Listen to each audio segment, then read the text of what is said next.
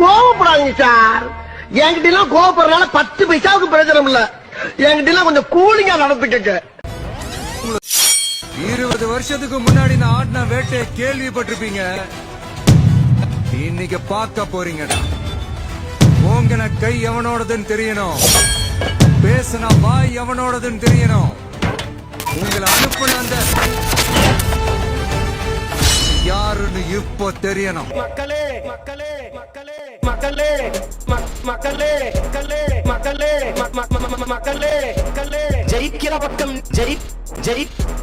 ஜெயிக்கிற பக்கம் நிக்கிறன், ஜெயிக்கிற பக்கம் நிப்பவன் அல்ல. எப்ப வைப்பாங்கன்னு நானும் பெரியோர்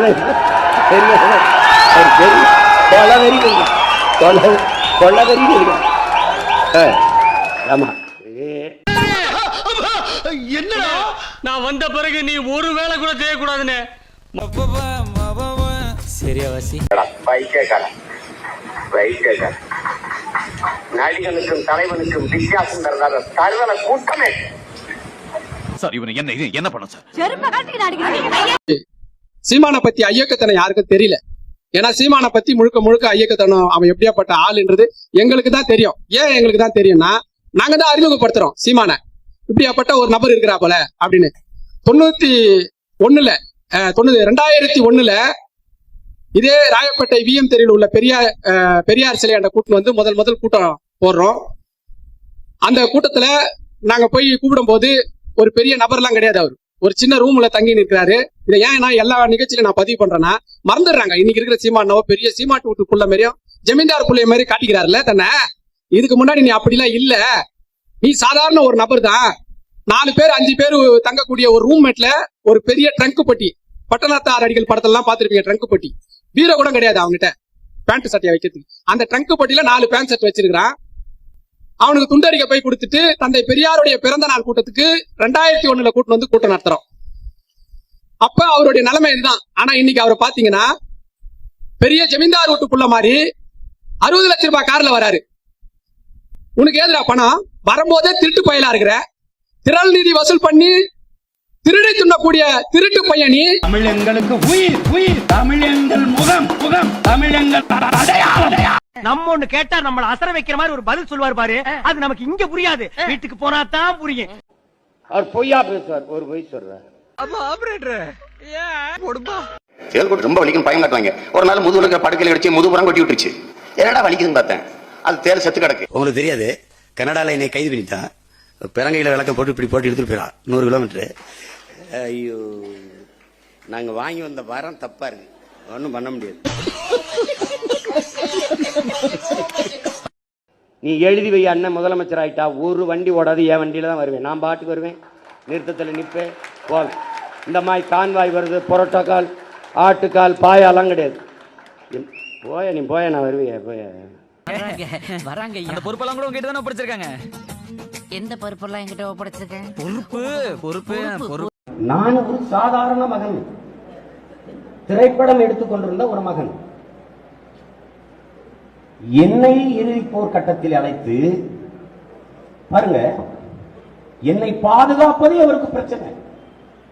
சுத்தி செல்லடித்துக் கொண்டிருக்கிறார்கள், போர் நடந்து கொண்டிருக்கிறது. இந்த சூழலில் அப்படி போயிருக்கும் போது பாருங்க, நான் ஒருத்தன் சாப்பிடுறேன், சாப்பிட்டா என்ன சாப்பிட்டு போக வேண்டியதானே.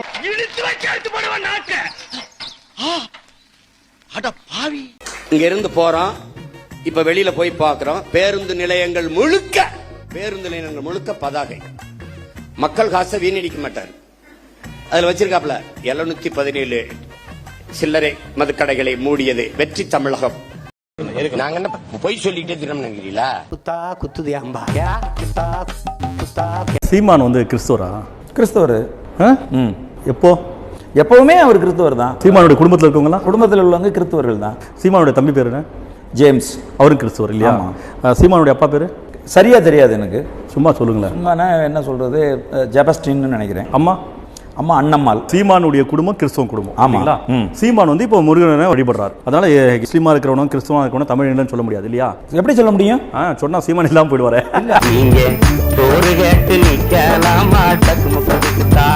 கூடாது. சீமான் கலர் அவன் கலர் அந்த டோன் கார் சீமானம் சீமா ஒரு ஓட்டு கூட வாங்காதவன் அவன் ஒரு சீமானா.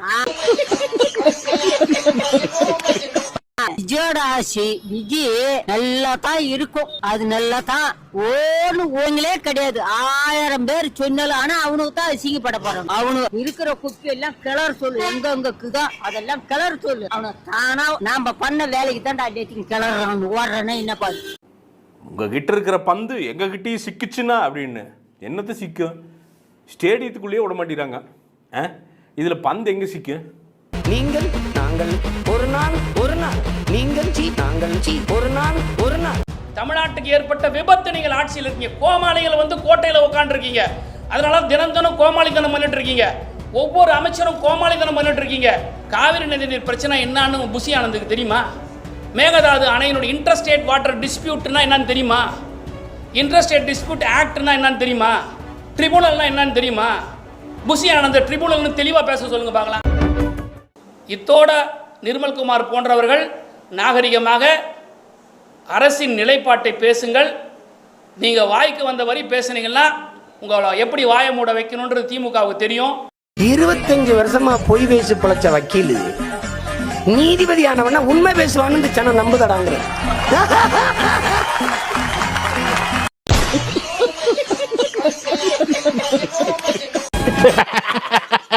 அவன் கிடக்குறான். நல்லா இருக்கு அப்படியே போடு.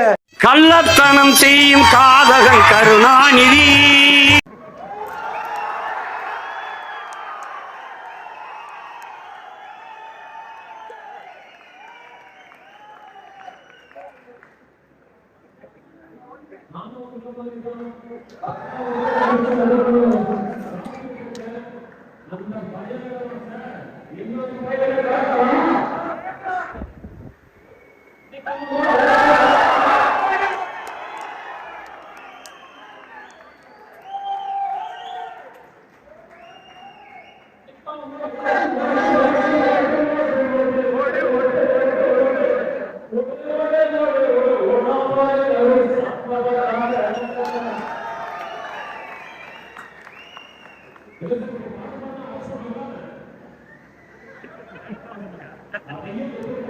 ஏன் எவ்வளவு அடிச்சாலும் சொர நிலமா நிக்கிறீங்க?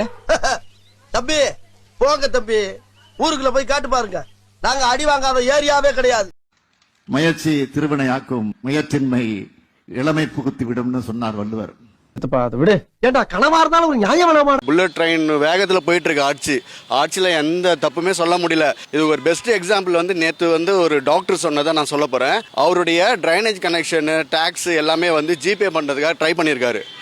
10 வாட்டி 20 வாட்டி அலைய விட்டாங்களாம். ஆனா இப்ப அவர் என்ன சொன்னாரு, இந்த ஆட்சி வந்த பிறகு போயிருக்காங்க, போயிட்டு பார்த்த உடனே சார் ஃபர்ஸ்ட் நீங்க உட்காருங்கன்னாங்களாம். அதுலேயே அவருக்கு வந்து உடம்பெல்லாம் ஒரு மாதிரி ஆயிட்டு இருக்கு. என்னடா இப்படி சொல்றாங்க இவங்க? எப்பவுமே வந்து அங்க அப்படி போய் நில்லு, இப்படி போய் நில்லு, அங்க போ, அவனை பாரு இவனை பாரு சொல்லிட்டு இருந்தவங்க உட்காருங்கன்னு சொன்னோன்னே அவர் ரொம்ப இம்ப்ரெஸ் ஆகிட்டு இருக்காரு. அப்புறம் என்ன ப்ராப்ளம் கேட்ட பிறகு, சார் நான் வந்து பே பண்ணுறதுக்கு 10 வாட்டி ட்ரை பண்ண முடியல, வாங்க சார் சொல்லி அவங்களே அழகாக பே பண்ணி அழகாக வந்து ரிசிப்ட் கொடுத்துருக்காங்க. அதை பார்த்த பிறகு அவர் சொல்கிறாரு, பா நான் என்னவோ நினச்சேன்ப்பா டிஎம்கே ஏடிஎம்கே எப்படி எப்படி இருக்குமோன்ட்டு, ஆனால் வந்து டிவிக்கு எனக்கு தெரிஞ்சு சூப்பர்ப்பா, இந்த ஒரு விஷயத்திலே ஓகே. வாழ்த்தை வந்து நாங்கள் பின்தள்ளவே மாட்டோம் அப்படின்னு சொல்லி சொன்னார். கேட்டிருப்பீங்க. திமுக ஆட்சி காலத்தில் 2/8/2021 தமிழின தலைவர் எங்கள் முதலமைச்சர் கூட சொல்லுவார், கலைஞர் அவர்கள் புகைப்படம் வெளியிட்டாங்கல்ல, அன்னைக்கு தமிழ் தாய் வாழ்த்து பாடினாங்கல்ல, அன்னைக்கு தமிழ் தாய் வாழ்த்து திமுக அரசாங்கத்தில் 2வது பாடப்பட்டது. மானம் ரோஷம் இருக்கான்றது அவங்களே கேட்டுக்கணும். வயிற்று எரிச்சலா இந்தாங்க டெய்லி ஜெலிசல் 2 ஸ்பூன் குடிங்க, நன்றாக உள்ளே புகுந்து அனைத்து வியாதிகளும் சரி பண்ணிவிடும். வயிற்றெரிச்சும் காணப்படும்.